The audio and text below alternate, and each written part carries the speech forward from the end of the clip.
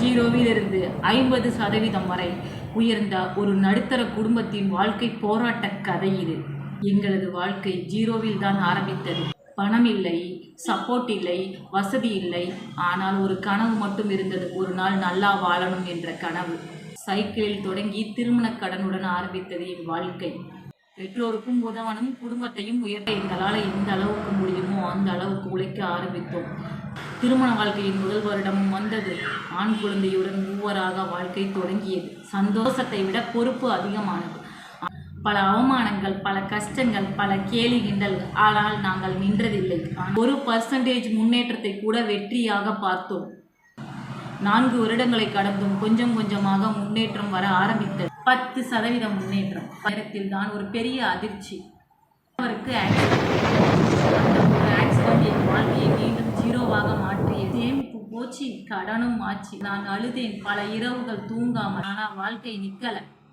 1 மாதத்துக்கு பிறகு மீண்டும் எங்கள் பயணத்தை ஆரம்பித்தோம். என் கணவர் படுத்துக்கொண்டே கணினியில் வேலை செய்தார். நானும் மீண்டும் என் வேலைக்கு சென்றேன். இரவு நேரம், விடுமுறை நாட்களில் கூட நான் கடைகளுக்கு கடலை மாவு விற்க ஆரம்பித்தேன். கடன் கொஞ்சம் கொஞ்சமாக குறைய ஆரம்பித்தது. அடுத்த கட்டமாக சேமித்த பணத்தில் ஒரு சின்ன கடை ஆரம்பித்தேன். வாழ்க்கை நல்லா போயிட்டு இருந்தது.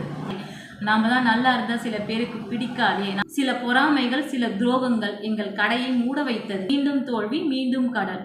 மீண்டும் குடும்பத்திற்காக ஓடிய கால்கள் நிற்கவில்லை. மீண்டும் ஓட ஆரம்பித்தோம். ஆனால் இந்த முறை உடையவில்லை. உறுதியாக நின்றோம்.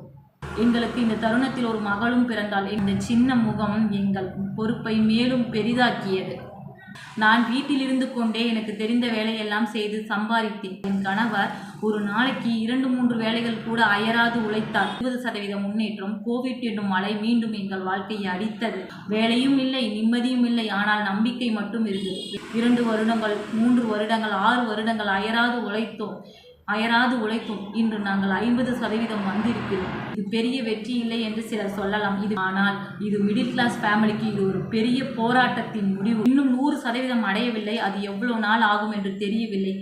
ஆனால் எங்கள் கால்கள் ஓயும் வரை ஓடிக்கொண்டே இருக்கும்.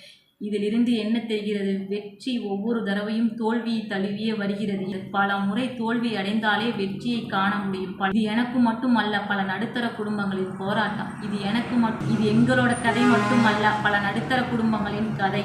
இதிலிருந்து நான் சொல்ல வருவது, தோல்வியால் நின்று விடாதீர்கள். உங்கள் நம்பிக்கை ஒரு நாள் வெற்றியாக மாறும். உங்கள் முயற்சியும் நம்பிக்கையும் தான் பெரிய வெற்றியாக மாறும். இந்த மாதிரி உங்கள் வாழ்க்கையும் ஒரு போராட்ட வாழ்க்கைன்னா கண்டிப்பாக கமெண்ட் பண்ணுங்கள், எல்லாருக்கும் ஷேர் பண்ணுங்கள், லைக் பண்ணுங்கள். மறக்காமல் நம்ம சேனலை சப்ஸ்கிரைப் பண்ணி வச்சுக்கோங்க.